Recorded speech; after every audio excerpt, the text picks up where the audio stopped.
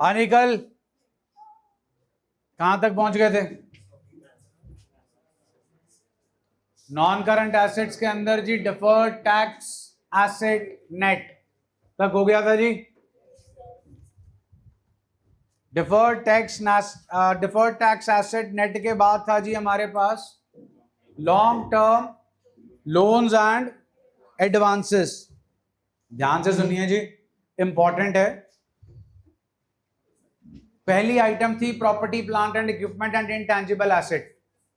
उसमें property plant and equipment में आपके टेंजिबल एसेट आ गए, इनटैंजिबल में इनटैंजिबल आ गए जी। फिर बारी आई जी हमारे पास दूसरी आइटम की, उसमें थी इन्वेस्टमेंट्स। वो इन्वेस्टमेंट्स हमने प्रॉपर्टी में की, इक्विटी में की, प्रेफरेंस में की, गवर्नमेंट और ट्रस्ट सिक्योरिटीज में की, डिबेंचर में की, बॉन्ड में की, पार्टनरशिप में की। यहां पर जो है वो हमने अपनी इन्वेस्टमेंट्स की। उसके बाद आया डिफर्ड टैक्स एसेट नेट। अब बात हो रही है लॉन्ग टर्म लोन्स एंड, कौन से लोन है ये? Loans and advances nature to be specified liability side पे दो बार आ चुका है। अंडर नॉन करंट लायबिलिटी के अंदर जी long term borrowings and under current liability के अंदर शॉर्ट टर्म बोरोइंग्स। ब्रैकेट में लिखा था नेचर टू बी स्पेसिफाइड। वो लोन है जो हमने लिया है, ये वो लोन है जो हमने, ये वो लोन है जो हमने दिया है। हाँ जी, हमने लोन दिया है। अब जो लोन आपने दिया है वो वापस भी आएगा, बोलो जी, लेकिन वो वापस आएगा 12 महीने या ऑपरेटिंग साइकिल के बाद। तो ये इंपॉर्टेंट पॉइंट है कि ये लोन या एडवांस जो हमने दिया है इसकी वापसी हमें अगले 12 महीने या ऑपरेटिंग साइकिल के अंदर अंदर होने वाली नहीं है। तो पहली आइटम चेक करो जी। पहले तो long term loans and advances का मीनिंग मैंने आपको बता दिया। ये वो लोन्स एंड एडवांसेस है जो हमें वापस मिलेंगे। कैसे वापस मिलेंगे प्लीज अंडरलाइन कर लो।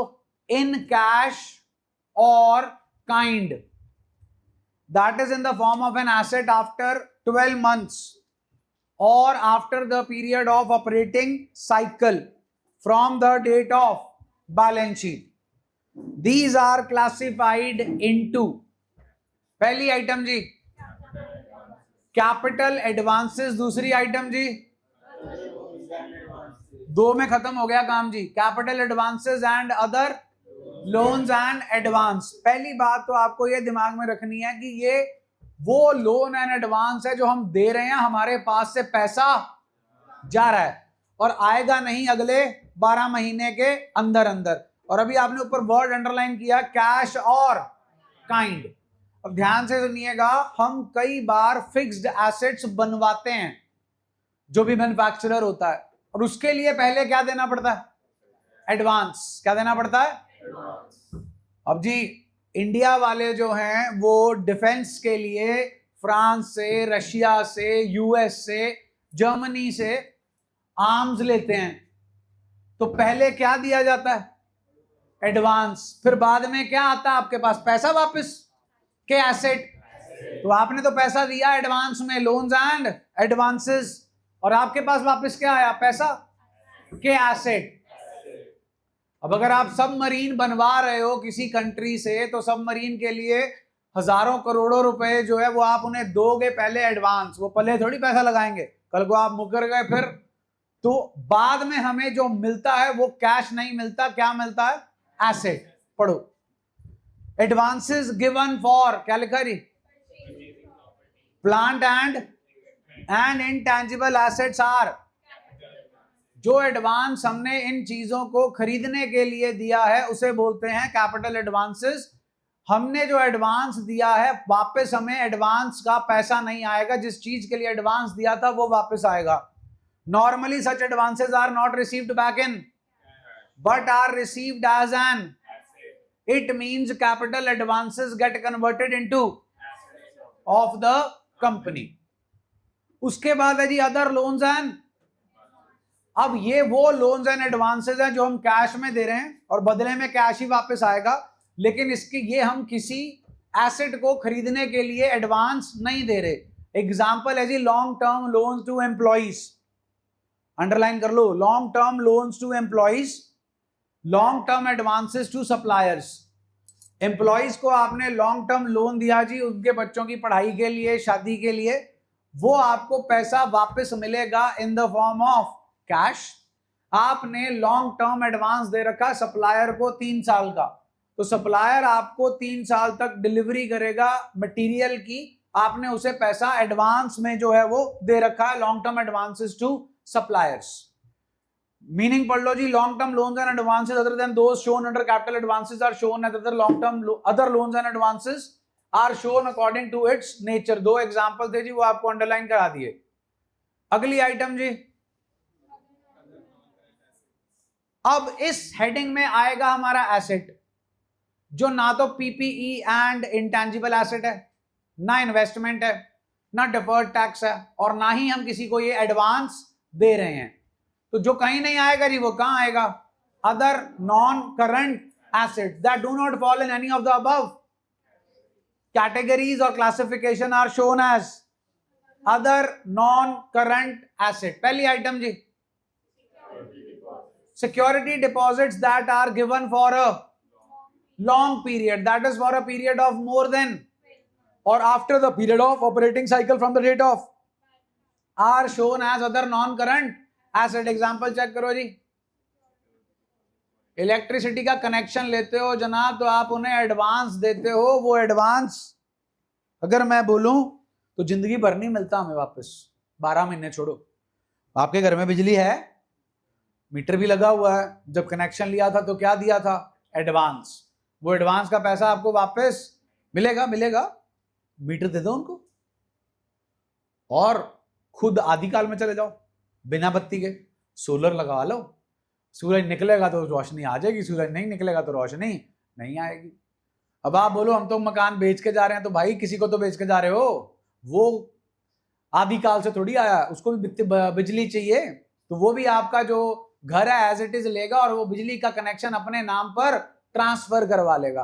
तो जो आप सिक्योरिटी डिपॉजिट दे रहे हो इलेक्ट्रिसिटी के लिए, इसी तरीके से सिक्योरिटी डिपॉजिट दिया जाता था पुराने टाइम पर लैंडलाइन फोन को लगवाने के लिए। तो ये सिक्योरिटी डिपॉजिट जो है वो किस कैटेगरी में आता है? Other non current asset. Underline कर लो जी। इसी कैटेगरी में सेकंड आइटम चेक करो, मैंने ट्रेड पेबल आपको समझाया था। Trade payable are made up of creditor and bill payable. Trade payable पैदा होता है because of credit purchase of goods और सर्विसेज। उसी तरीके से ट्रेड रिसीवेबल है, trade receivable is made up of debtors and bills receivable. ये पैदा होता है from credit sale of goods और सर्विसेज।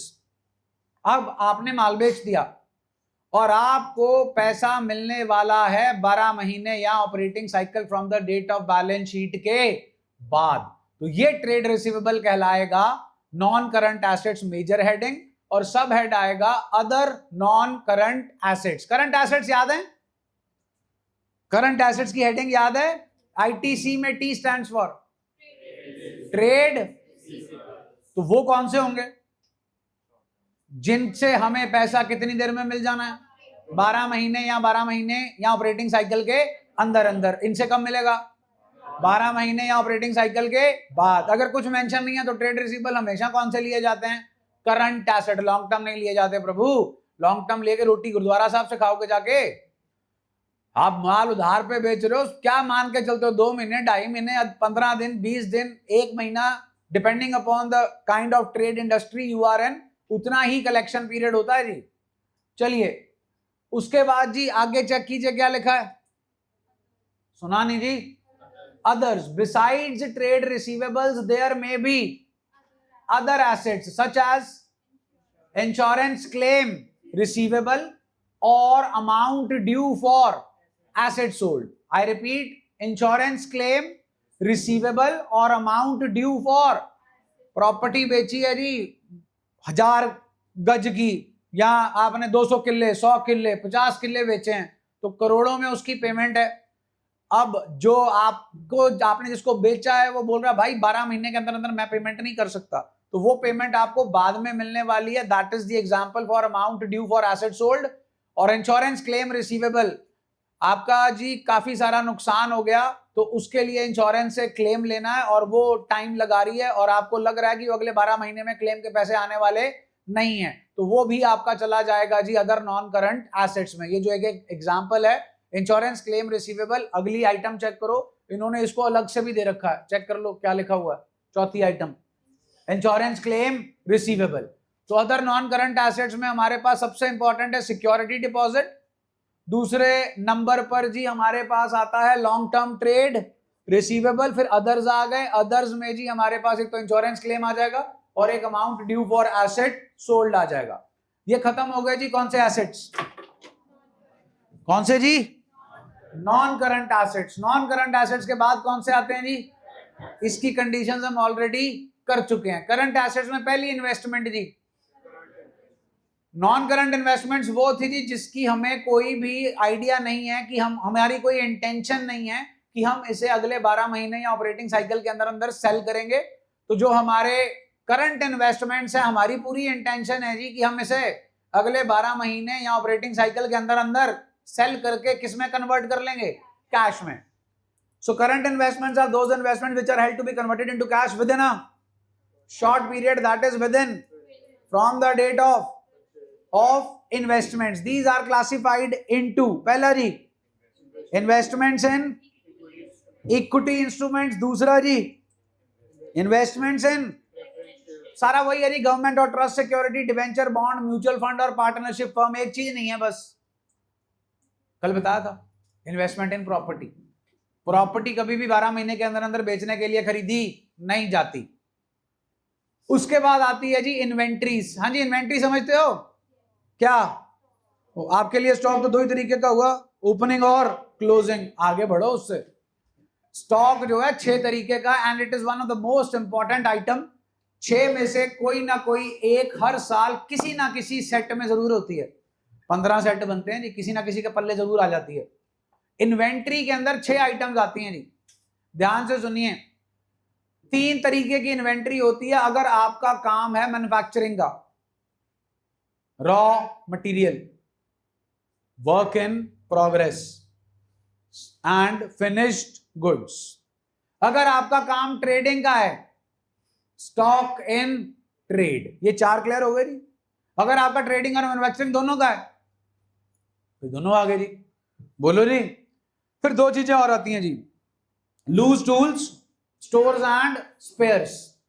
अब अगर याद हो, स्टोर्स एंड स्पेयर्स, मशीनरी को ऑर्डर में रखने के लिए कॉटन भी चाहिए, कपड़ा भी चाहिए, ग्रीस भी चाहिए, ऑयल भी चाहिए। इन सब का स्टॉक कहलाता है स्टोर्स एंड स्पेयर्स। अब आप बोलो कितनी कॉटन, कितना ही कपड़ा चाहिए होगा, डिपेंड करता है तुम्हारी मशीनें कितनी है। अब तुमने मशीनें लगा रखी हैं 100, तो फिर तो जनाब बोरियों की बोरी लगेगी, कॉटन की भी, कपड़े की भी, ग्रीस की भी, ऑयल की भी, सोप की भी। क्योंकि जब ग्रीस साफ करोगे तो फिर उसको बाद में धोओगे भी। तो स्टोर्स एंड स्पेयर्स, साल के एंड में इन सब का हमारे पास क्या बचा होगा, सारा ही सोप खा जाएंगे, क्या बचा होगा कुछ, उसे बोलते हैं जी stock of stores and spares. फिर आते हैं जी क्या, लूज टूल्स। टूल्स भी हैं और खुले भी हैं। मींस आपकी मशीन है जी, मशीन में बहुत सारे पार्ट्स होते हैं और कुछ पार्ट्स ऐसे होते हैं जो तकरीबन टूटते रहते हैं, जैसे नट बोल्ट्स। अब हौजरी वाले बैठे होंगे जी, हौजरी की सोफिस्टिकेटेड मशीनें आई हुई हैं, ठक ठक ठक ठक ठक ठक ठक करके चलती हैं। अगर लेजर वाली ना हो तो जो काम सुई से होता है वो हाल फिलहाल सुई से ही होता है। तो अब अगर उसके अंदर अब ऐसी ऐसी मशीन्स भी हैं कि एक टाइम पर पूरी मशीन के सेटअप के अंदर हजारों नीडल्स, सुइयां लगती हैं। तो ये चल रहे हो, अब इंडिया है, पावर ब्रेकडाउन तो कभी भी हो सकता है, चाहे आपके पास बैकअप ही क्यों ना हो, एक बार तो लैग आएगा ही आएगा। और अगर पावर जो है वो ब्रेकअप हुआ या वैसे ही मशीन ब्रेकडाउन हो गई और सुइयां टूट गई, अब एक बार में आपकी मशीन में 10,000 सुई लगी है, अब 10,000 सुई में से कुछ हजार सुई टूट गई, तो पहले टेंडर निकालोगे, फिर आपके पास वो ऑर्डर आएगा, फिर इंस्पेक्शन करोगे, फिर टेंडर अलॉट करोगे, फिर सुई लाओगे, कि सुइयों का क्या ला के रखोगे, स्टॉक। उसे बोलते हैं लूज टूल्स। 6 आइटम है, बोल के सुना दो जनाब।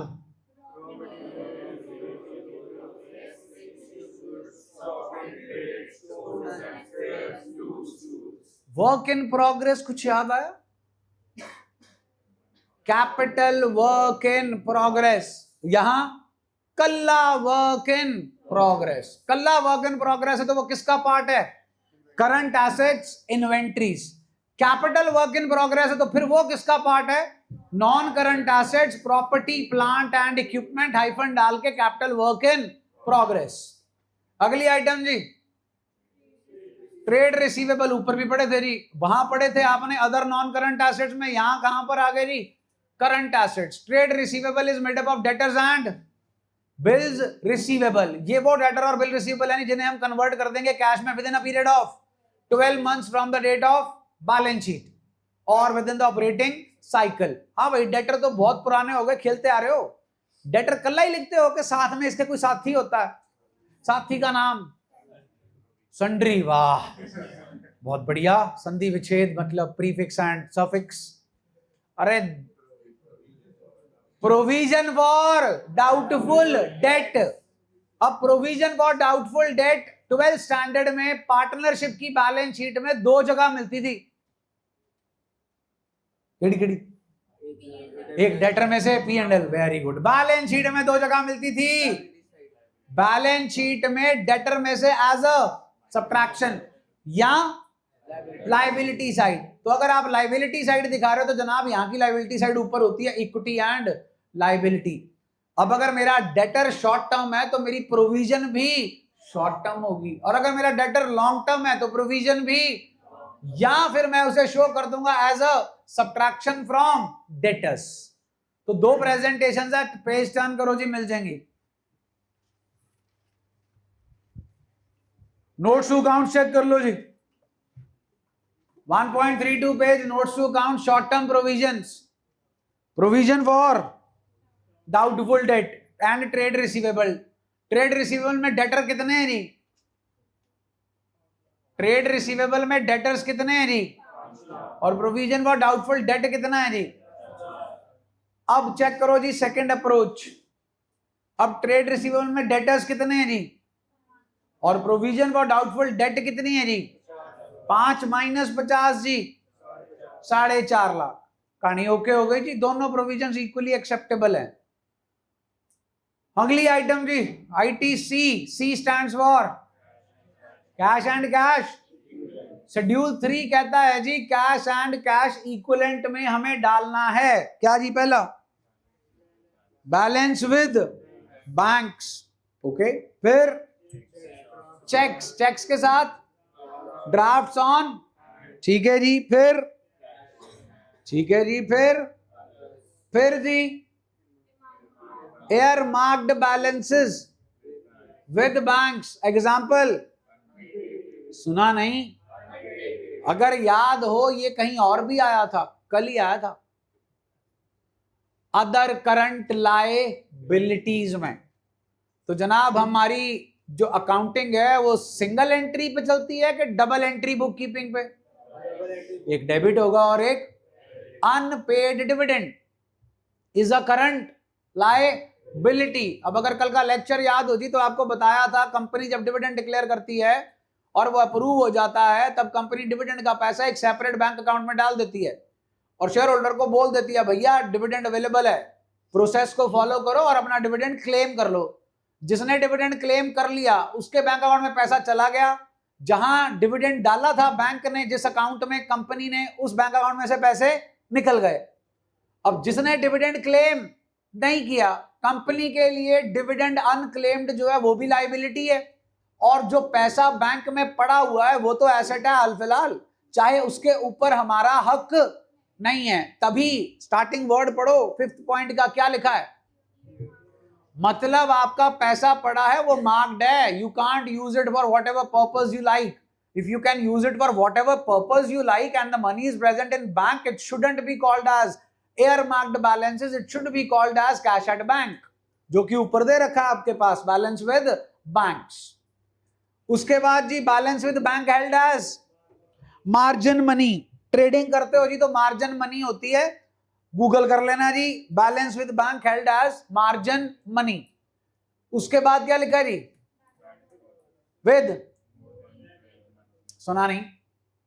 विद मोर देन, वही बात है जी। अगर अब कल का लेक्चर सुना हो तो हम कल के लेक्चर में कर रहे थे करंट एसेट्स की 4 कंडीशंस। करंट एसेट्स की 4 कंडीशंस में एक था जी कि 12 महीने में रिलायजेबल होना चाहिए, एक था जी ऑपरेटिंग साइकिल के अंदर अंदर, एक था जी अपना हेल्ड किया हुआ है किस लिए, फॉर बीइंग ट्रेडेड, और चौथी आइटम थी जी कि कैश के ऊपर रिस्ट्रिक्शन लगी हुई है। क्या लगी हुई है? मैंने तो चलो आपको पाकिस्तान का एग्जांपल दिया था, लेकिन आपकी किताब ने क्या एग्जांपल दिया था? फिक्स्ड एसेट, फिक्स्ड डिपॉजिट है, लेकिन उसके अगेंस्ट हमने क्या ले रखा है? लोन। तो वो फिक्स्ड डिपॉजिट हम यूटिलाइज नहीं कर सकते, वो कैश एंड कैश इक्विवेलेंट का पार्ट नहीं होता। अब वो फिक्स्ड डिपॉजिट था, क्या था? चेक करो, बैंक डिपॉजिट्स विद, क्या लिखा है? More than 12 months maturity. जो पैसा आपका बैंक में पड़ा है और खुला रखा हुआ है जी आपने अपने सेविंग अकाउंट में, करंट अकाउंट में, वो 12 महीने के लिए पड़ा, वो तो ऑलरेडी आपके पास बैलेंस विद बैंक है। अगर आपका फिक्स डिपॉजिट है वो 12 महीने से ज्यादा की मैच्योरिटी वाला, सपोज आपने 5 साल की एफडी कराई है, क्या कराई है? 5 साल की, तो वो फिक्स डिपॉजिट अकाउंट में पड़ी होगी, वो आपके करंट अकाउंट में नहीं पड़ी होगी, वो आपके सेविंग अकाउंट में नहीं पड़ी होगी, वो आपके पीएफ अकाउंट में नहीं पड़ी होगी, वो आपके आरडी अकाउंट में नहीं पड़ी होगी, वो कहां पड़ी होगी?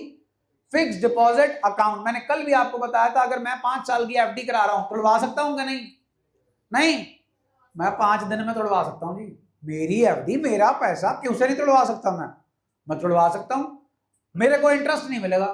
अगर वो कह रहे हैं जी आप 5 साल की एफडी कराओ, 9% इंटरेस्ट मिलेगा, तो मैं 5 दिन में अपनी एफडी तोड़वा लेता हूं, तो वो मेरे को 5 दिन का 9% इंटरेस्ट देंगे? नहीं, मेरे को कोई 9% इंटरेस्ट नहीं मिलेगा, जितनी मर्जी मेरी अमाउंट हो, कुछ नहीं मिलेगा। वो उनका अपना एक मैथड फॉर्मूला होता है, वो उस हिसाब से मेरे को इंटरेस्ट जो माड़ा मोटा बचता है वो निकाल कर दे देंगे। तो यहां पर उस फिक्स डिपॉजिट की बात हो रही है जिसकी मैच्योरिटी पीरियड 12 महीने के बाद का है। जो 12 महीने के अंदर अंदर वाला सेटअप है वो तो ऑलरेडी आपका बैलेंस विद बैंक के अंदर ही इंक्लूडेड होता है। हाँ जी, second last item of non current assets बताओ, आज ही कर रहे हो आप? और ये जो मैं पकाई मार रहा हूं अभी, 2 मिनट रुको, बस खत्म है कहानी, फिर देखता, फिर मुंह से आवाज नहीं निकलनी, आपके छोले पड़ जाने हैं। लॉन्ग टर्म, हाँ, उसके अंदर क्या क्या आया था? आज ही पढ़ा, पीछे ना जाओ अब। Long term loans and advances, 3 item थी मिला के long term loans and advances में, 10 मिनट पहले किए। Capital advances, long term loans to employees and to supplier. हमने पैसा उधार दिया, बदले में एसेट आएगा, या फिर हमने एम्प्लॉय को पैसा दे दिया, सप्लायर को पैसा दे दिया। अब उसी का दूसरा वर्जन क्या है जी? लॉन्ग टर्म वाला पैसा कब मिलना था, तो शॉर्ट टर्म वाला कब मिलेगा जी?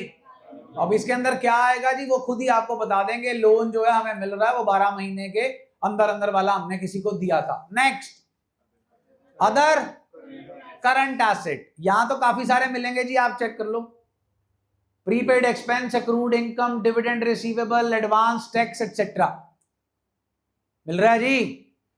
आपके 3rd chapter 4th chapter onwards आपका जो अदर करंट एसेट्स का स्कोप है, it is limited only to 3 items, prepaid expense, accrued income and advance tax, that's it. वो 4थे चैप्टर में जब पहुंचेंगे अपने आप बता देंगे आपको। अब आपके पास एक ऐसी आइटम है जो एसेट है, जो करंट एसेट है, लेकिन ना वो इन्वेस्टमेंट है, ना वो इन्वेंट्री है, ना वो ट्रेड रिसीवेबल है, ना वो कैश एंड कैश इक्विवेलेंट है, ना ही वो है short term loans and advances. तो वो कहां चला जाएगा जी हमारे पास? Other current assets. अगली आइटम जी,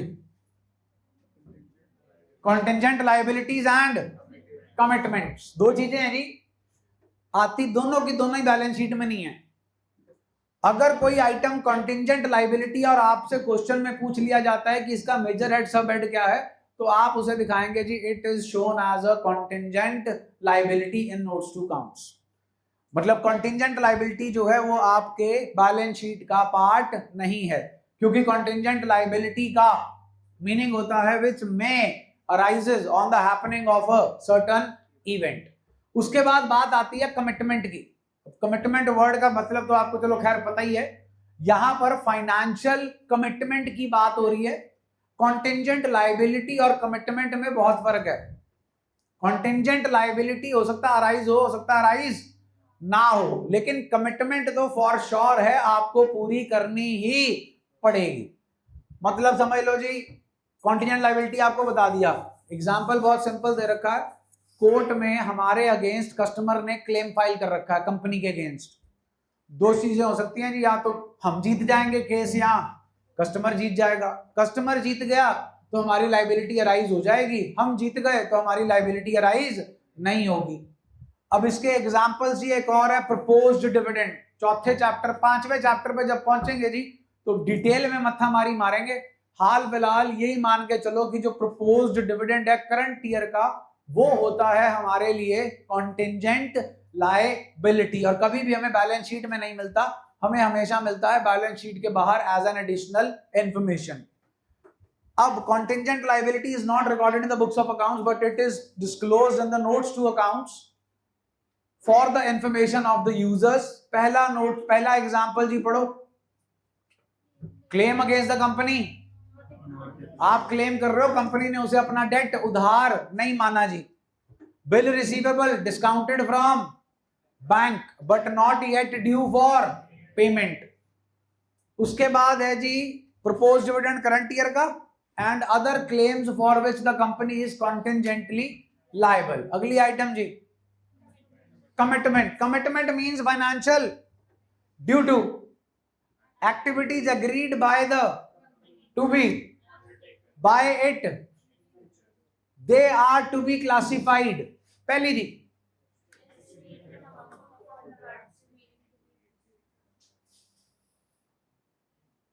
दिल्ली गए हो जी कभी बाय रोड नेशनल हाईवे पे, सरहंद के पास ना जी जाकर वो पुल आता है पीड़ा सा, उधर से आते हो तो खुला आता है, बीच में एक स्ट्रेच है, पुल ही बन रहा है वो, मतलब जब तक मेरी मेमोरी जाती है ये बन ही रहा है, ठीक है।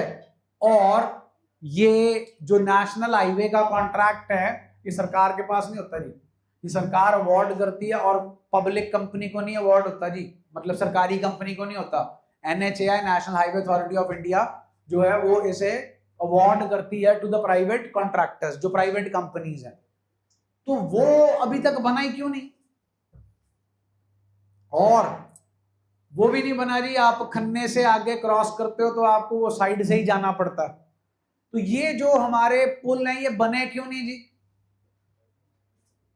एक तो जी देखो इनकी कॉस्टिंग में फर्क आ जाता है। कोई चीज अगर 5 साल पहले बननी थी तो उसका खर्चा होना था 5 साल पहले, 5 साल में इन्फ्लेशन की वजह से सारी कॉस्ट क्या हो जाएगी, बढ़ जाएगी। अब जो प्राइवेट कंपनी है वो तो फिर पैसे कौन सी कॉस्ट पे लेगी, बढ़ी हुई कॉस्ट पे, लेकिन जो देने वाला है वो पैसे देता नहीं है, तो वो लीगल मैटर आगे खिंचता जाता है। अब अंग्रेजी पढ़ो, estimated amount of remaining to be on and not, तो जो कंपनी कॉन्ट्रैक्टर वाली है जिसने पुल बना के देना था उसकी बैलेंस शीट में ये पड़ा होगा, कहां पे, कमिटमेंट्स में। कहां पे पड़ा होगा, कमिटमेंट्स में। अगली आइटम पढ़ो जी, ये तो बहुत सिंपल है, अनकॉल्ड लायबिलिटी ऑन, आगे भी है, कल भी सिखाया था जी, आज भी सिखाया था। लिमिटेड लायबिलिटी कंपनी, अगर हमारे पास किसी कंपनी का 10 रुपए का शेयर है और उस कंपनी ने हमसे अभी 7 रुपए मंगाए हैं, तो बाकी 3 रुपए हमारे लिए क्या है, कमिटमेंट। जब भी कंपनी मंगाएगी हम उसे पे करेंगे। हाल फिलहाल हम कितने पे कर चुके हैं, 7, तो 7 रुपए की रसीद हमारे पास पड़ी है। Next, other commitments nature to be specified, तो जनाब यहां पर खत्म हो जाती है क्या, बैलेंस शीट। अब रखो किताब बंद। अब देखें, मैं 4 दिन से पकाई मार रहा हूं, तुम सिर्फ निन्नी ही कर रहे हो कि कुछ याद भी है तुम्हें, और मैंने तुम्हें कल स्पेसिफिकली बोला भी था कि मैं तुमसे चीजें पूछूंगा। हाँ जी, चलो, इक्विटी एंड लायबिलिटी के 4 मेजर हेड, जल्दी।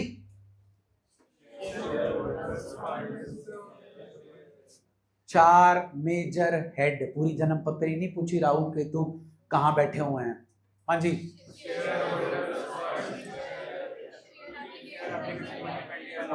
शेयर एप्लीकेशन मनी,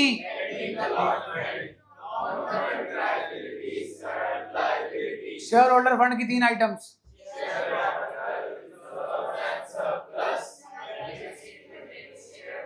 नानी रिसीव्ड नहीं है, मनी रिसीव्ड है, money received against share warrants.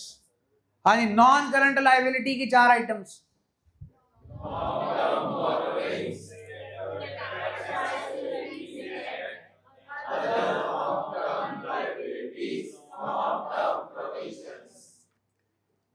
Current liabilities की आइटम है जी 4, trade receivables,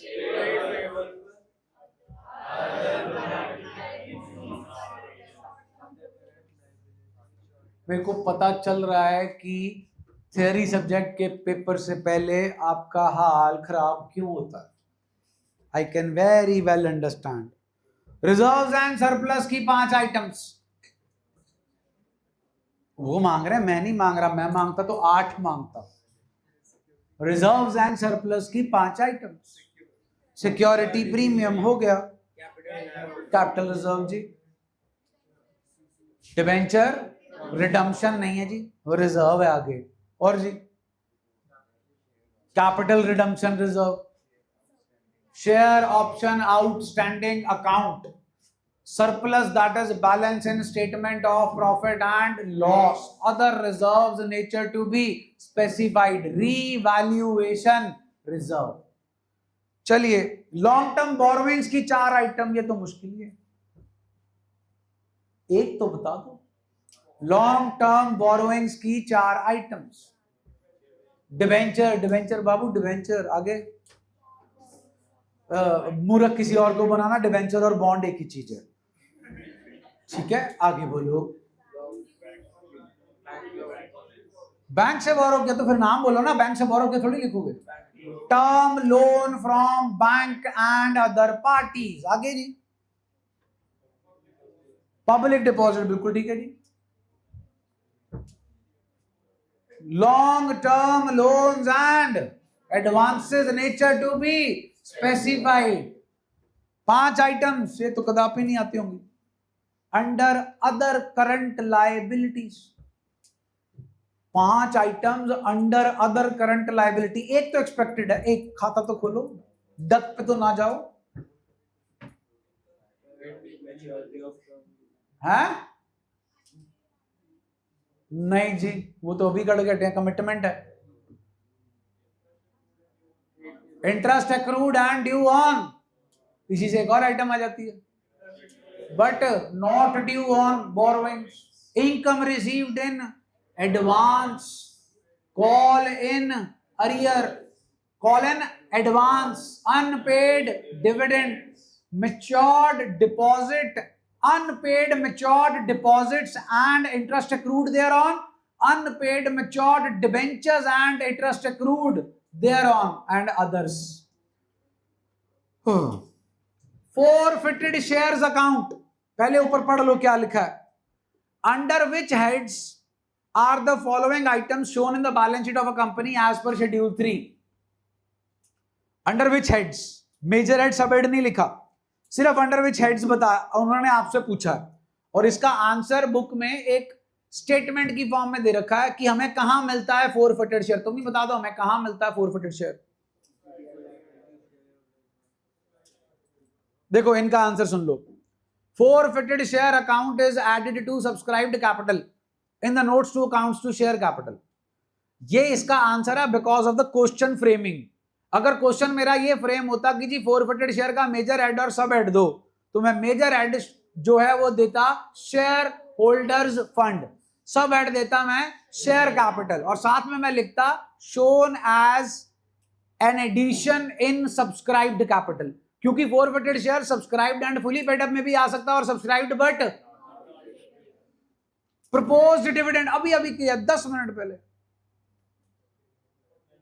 yes, proposed dividend is shown as a contingent liability in notes to unclaimed dividend, अभी अभी किया। अदर करंट लायबिलिटी, अब देखो इनका एग्जाम, इनका answer, unclaimed dividend is shown as a current liability under the main head current liability in the equity and liability part of the balance sheet. Arrears of fixed cumulative dividend. ये तो नाम ही अनोखा हो गया ना, French तमारिया Syria, है ना, ये तो आपके लिए फ्रेंच हो गई. Arrears of fixed cumulative dividend. ओ भाई कम्युलेटिव प्रेफरेंस शेयर याद है, नॉन कम्युलेटिव प्रेफरेंस शेयर. आपने प्रेफरेंस शेयर होल्डर को 2 साल डिविडेंड पे नहीं किया, अब तीसरे साल पे करोगे, तो तीसरे साल सिर्फ तीसरे साल का करोगे कि तीनों सालों का करोगे? तो जो पहले साल की बैलेंस शीट थी उसके लिए कॉन्टिंजेंट लायबिलिटी हो गई arrears of fixed cumulative preference dividend. दूसरे साल भी लायबिलिटी हो गई. क्यों ये कॉन्टिंजेंट लायबिलिटी है? क्या पता किस साल प्रेफरेंस शेयर होल्डर को डिविडेंड देना पड़ जाए, तो उस साल के डिविडेंड के साथ साथ पिछले साल का भी डिविडेंड देना पड़ेगा. तो answer is shown as a contingent liability in notes to accounts. अब जरा ना एक बार किताब के दर्शन कर लो. 1.25 पेज, 1.25 पेज, इलस्ट्रेशन 10 खुल गया. ऊपर हेडिंग पढ़ो.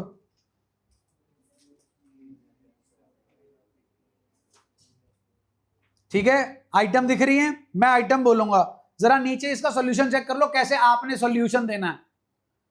सीरियल नंबर के बाद, आइटम के बाद, तो आपने पहले कौन सा हेड देना है, फिर कौन सा देना है.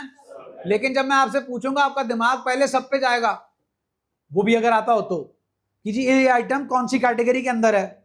हमें वो कैटेगरी नहीं पहले बोलनी, पहले उससे ऊपर वाली कैटेगरी बोलनी है. अब पेन डाल दो बुक के अंदर और बंद कर दो. डिबेंचर, हाँ, पहले दिमाग में क्या आया ना, वो सब हेड है. पहले कौन सा देना है, मेन हेड. ले आओ जी, sub head. Public deposit, next security premium, capital reserve, forfeited shares account. इनका आंसर है share holder fund, subscribed capital shown by way of addition. और ये बिल्कुल ठीक है. शेयर कैपिटल में तो कहीं दिखाते ही नहीं हम कहां दिखाते हैं इसे, सब्सक्राइब्ड कैपिटल. सब्सक्राइब्ड कैपिटल के अंदर हम इसे दिखाते हैं subscribed and fully paid up, या subscribed but interest accrued and due on debentures. Interest accrued and due on debenture, आज ही तुम में से एक ने आंसर दिया है. Current liability, other current liabilities, current maturities of long term date. Contingent, वाह. अरे करंट लायबिलिटी में शॉर्ट टर्म बोरोइंग्स. तुम खुश तो बहुत हुए थे जब मैंने पहले दिन ये किताब खोली थी और तुम्हें बोला था पहले चैप्टर में से कितने नंबर आ जाएंगे, 3, मेजर हेड और सब हेड. अब जाते दिख रहे होंगे, कहां से आएंगे 3. Advances received from customers, current. Okay, अब कौन सी होगी सोचो. इसीलिए 4 दिन से पकाई मारो ताकि तुम्हें चीज का मतलब पता हो. अब करंट लायबिलिटी में आइटम है पता है, पहली करंट लायबिलिटी की पहली आइटम, हाँ, तो ये शॉर्ट टर्म बोरोइंग होगी. दूसरी ट्रेड पेबल. ट्रेड पेबल कब पैदा होता, जब क्रेडिट पे क्या खरीदते हो, गुड्स. अभी आपको मिल रहा है एडवांस रिसीव्ड फ्रॉम कस्टमर. तीसरी अदर. चौथी ये प्रोविजन है. तो फिर सोचो कहां जाएगा, इतना कहां सोचोगे तुम. Sundry creditors, non current. वाह जी वाह.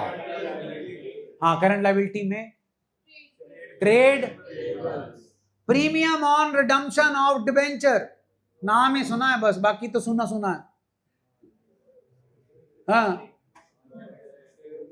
शेयर होल्डर फंड, चक दे पट्टे, डिबेंचर है शेयर होल्डर फंड. कुछ तो लगा ले साथ में, कोई तो तालमेल हो. तू तो हाथी और चींटी को मलाई जा रहा है.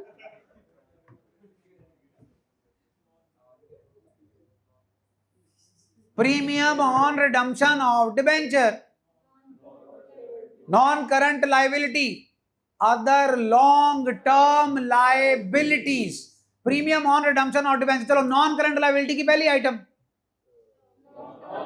उधार लिया था, ये जल्दी बोलो, कि उधार मिल जाए उसके लिए लालच दिया था। हाँ, दूसरी आइटम नहीं है। चौथी आइटम, अरे लॉन्ग टर्म प्रोविजन, प्रोविजन है ये, तो फिर कौन बची? Other long term liabilities, interest accrued but not due on unsecured loans। हाँ, मैं रिपीट मारूंगा, उन्होंने भी रिपीट किया हुआ है, वो बात अलग है, तुमसे रिपीट भी नहीं आंसर होना। हाँ बोलो, major head, sub head, debenture redemption reserve,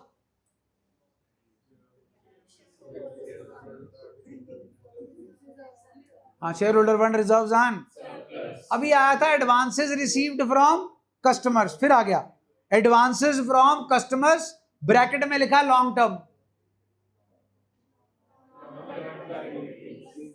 other long term liabilities, employees provident fund payable, payable है मतलब देना है जल्दी में, बस अब तो रट गया एक ही चीज साली, जो दिमाग में नहीं आ रही वो कहां चिपका दो। अदर करंट लायबिलिटी, तीर में तुक्का चली जाएगा। ट्रेड पेबल, ट्रेड पेबल, सब हेड भी trade payable, provision for tax,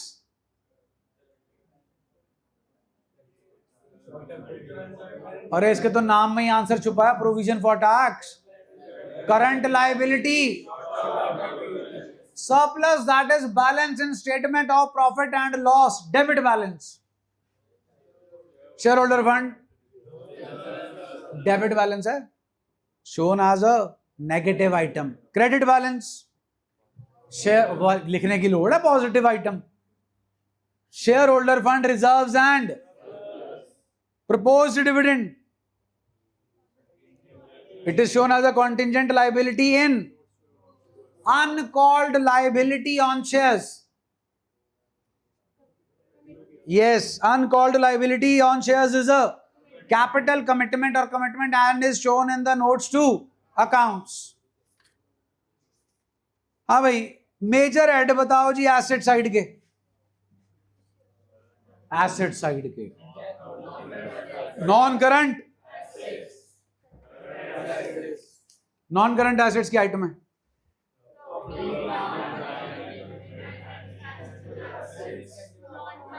non current deferred tax,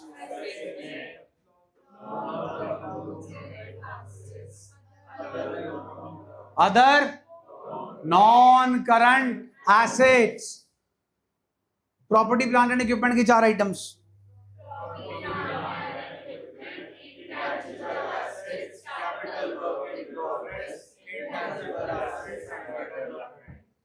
current assets की आइटम है जी। हाँ आगे,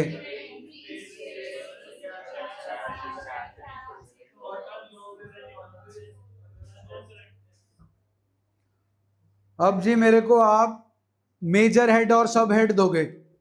ऑफिस इक्विपमेंट गलत, नॉन करंट एसेट्स, हाँ non current assets, property plant and equipment and intangible assets hyphen property plant and equipment, loose tools,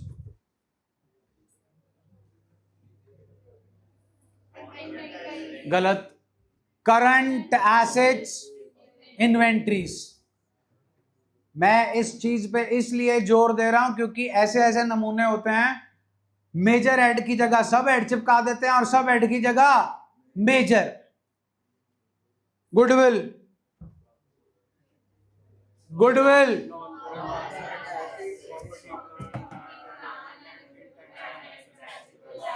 hyphen डाल के trademarks same, bill receivable, current assets, debtors, land,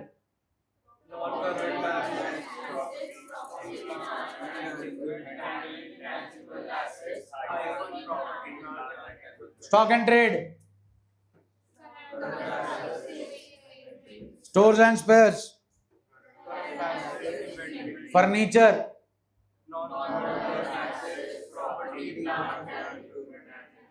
vehicles, same ji.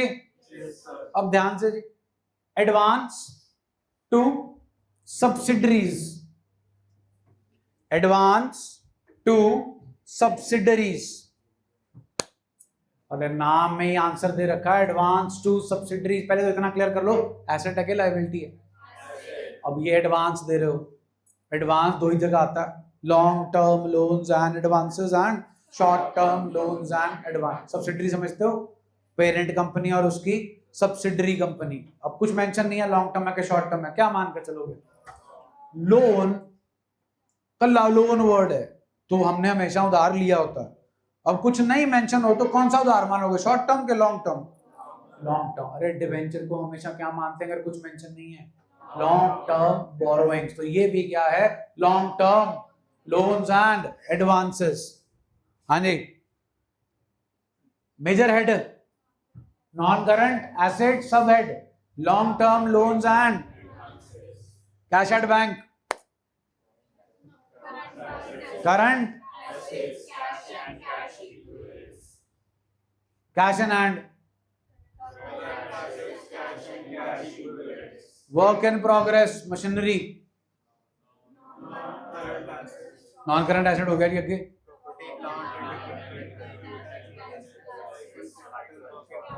Capital work in progress, plant जो तुम अभी बोलने जा रहे थे, interest accrued on investments, interest accrued on investments, current assets, बिल्कुल ठीक है जी।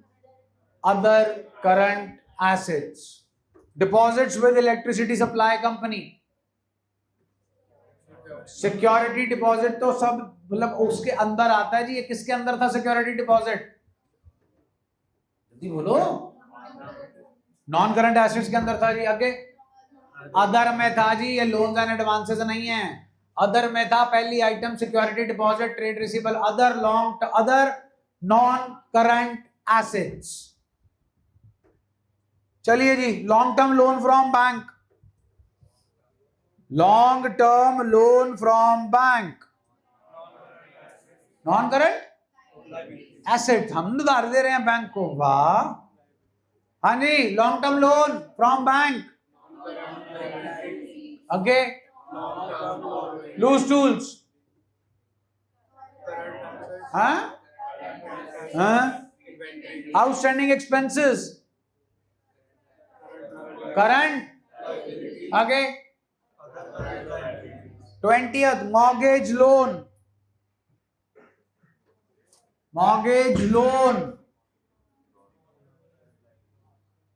अरे किसी से उधार ले रहे हो चीज गिरवी रख के तो शॉर्ट टर्म होगी कि long term?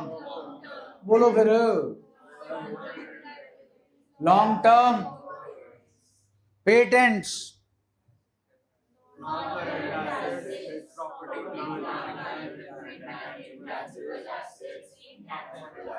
Investments, non current के अंदर non current investments, general reserve, share holders fund, bill receivable, trade, 10% debentures. तो बोल तो लो पूरा।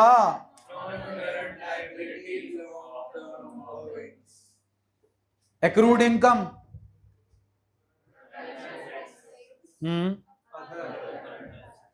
Current maturities of long term date,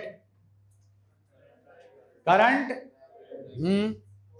short term borrowings, provision for employee benefits, कल स्पेशली लिखवाया था, provision for employee benefits,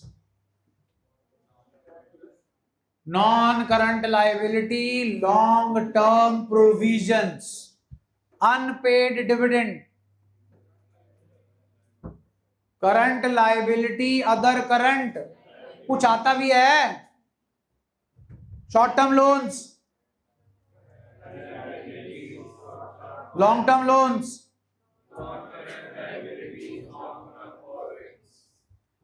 advance paid to contractor for building under construction, non current,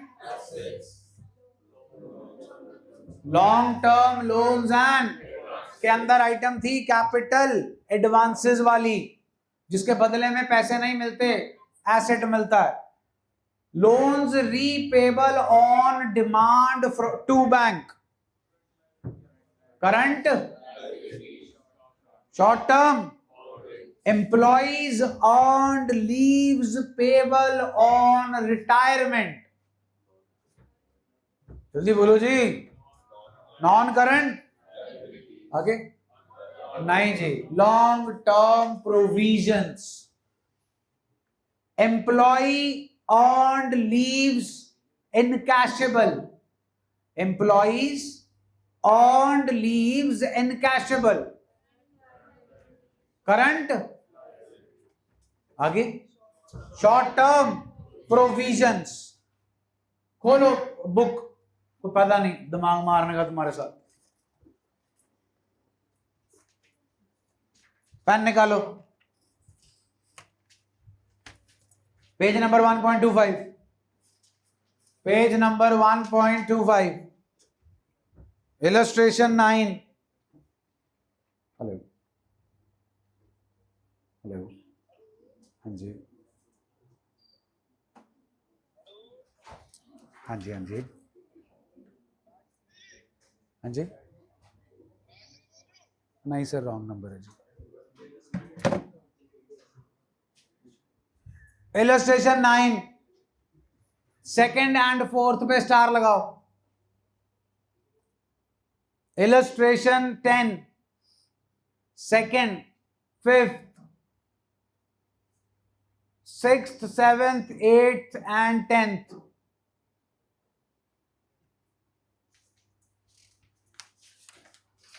eleventh पूरी की पूरी, 12th, second, fifth, sixth and third,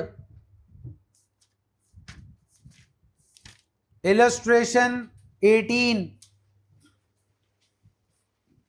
second, fourth, 10th, second, fourth, 10th, 13, 16, 18, 19, 13, 16, 18, 19 Roman numerals आते हैं ना, okay, first, fourth, fifth, first, fourth, fifth, 20th है जी ये, 21, third, second, third, fourth, illustration 21, second, third, fourth, 22 पूरी लगा लो जी, CBSE sample question paper 2025, illustration 23 पहली आइटम, जरा पढ़ के सुनाना,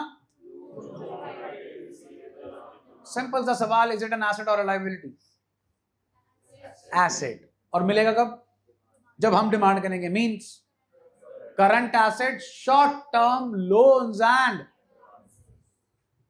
फिफ्थ, एट्थ, अब इलस्ट्रेशन 24 चेक कर लो, देखो 3 नंबर आएंगे तुम्हारे, 3 ही आइटम है, मुश्किल ही लग रहे हैं, पहला वो तो पता है लिखा हुआ है, आना कहां है, property plant and equipment and intangible assets के अंदर, हाँ, दूसरा लूज टूल्स के अंदर, तीसरा हाँ हाँ, फिर मशीन, टाइम मशीन में बैठो और जाओ 2024 का पेपर दे आओ,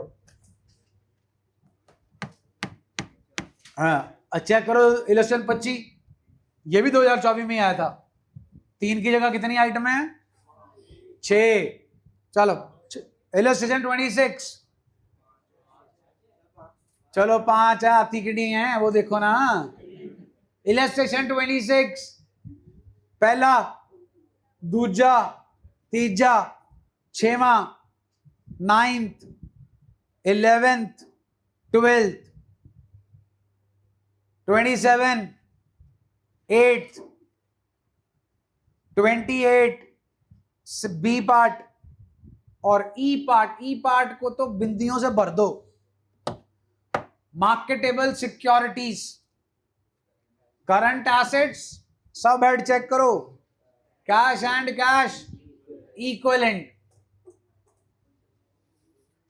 29 जी, first, second, first, third, fourth, sixth, eighth. जरा चेक करो थर्ड, कॉल इन एडवांस क्या होता है यही बता दो। करंट लायबिलिटी, करंट पैसा एडवांस मिल गया, उस पे कौन किसे इंटरेस्ट देगा? और एक्रूड है, अभी तक दिया, तो फिर क्या बनेगा जी? Current liability, other current. अब जरा चेक करो fourth point, interest due on. अब कॉल इन अरियर क्या होता है? उस पे कौन किसे इंटरेस्ट देगा?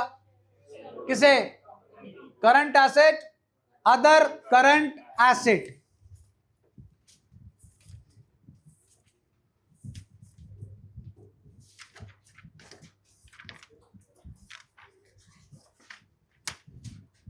Page number 1.62, question number 8, second and 4, question number 9, 1 to 3, question number 11, 4 और 6 को छोड़ के बाकी सब। क्वेश्चन नंबर 11, 1 2 3 5, क्वेश्चन नंबर 13, पहला, तीसरा, तीसरे पे जितने स्टार लगाने लगा लो और आंसर पे भी स्टार लगा लो। Provident fund, current liability, other current liability, ये पेबल वाला हो गया जी। क्वेश्चन नंबर 14, चौथा पार्ट, पढ़ना जरा, दे सकते हो जवाब नीचे देखे बिना। करंट एसेट बिल्कुल ठीक है ना जी, short term loans and. Question number 15 जी, 9th item. Question number 16, second item. Question number 17, 4th, 7th, 9th। Question number 18, second, 4th। Question number 19, पहली and 7th। Question number 21, first, third, 5th। Question number 22, second, 4th, 9th, 10th। Question number 24, left hand side की last item, right hand side की first item. Question number 26, right hand side की first item और उसके साथ brackets check करो in thousands, underline कर लो इसे। Illustration, sorry, question 27, third, fourth, fifth. ध्यान से सुनो जी, कल ये जो बच गया आपका, बचता है जी एक पार्ट, एक सेगमेंट। सेगमेंट है statement of profit and loss, वो बचता है जी। कल की डेट में वो खत्म हो जाएगा जी, and will finish off chapter 2। Chapter 2 is hardcore theory. एक दिन के अंदर ये दोनों काम खत्म हो जाएंगे जी, and then will move on to chapter number 3, जो बेसिकली 2 से 3 दिन का चैप्टर है। उसके बाद क्या करना है फिर देखते हैं जी, डिसाइड करते हैं। कल सुबह 9 बजे, 9 से 11।